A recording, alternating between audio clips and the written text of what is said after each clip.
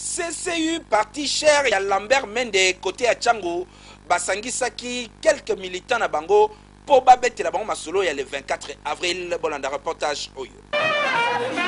Convention des Congolais unis, CCU, parti cher, Yalamba Mendo Malanga, ministre de la communication peu média, le 24 avril, Oyo Bazaraki na Tchango na Massina quartier 3, Ponako Sepela na date Oyo le 24,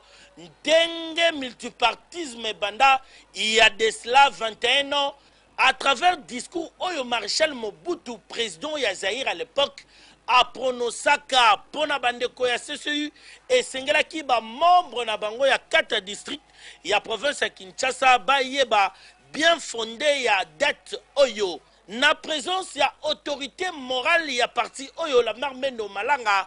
bandeko nyonso ya CCU bazalaki wana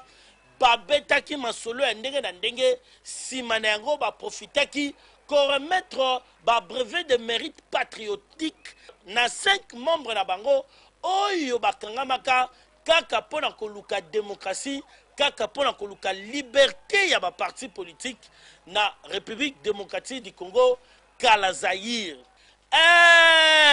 Et salamaki avec un petit peu idéologie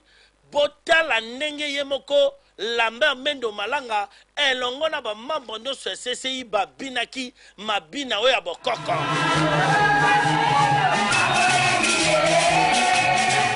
Les acquis terribles.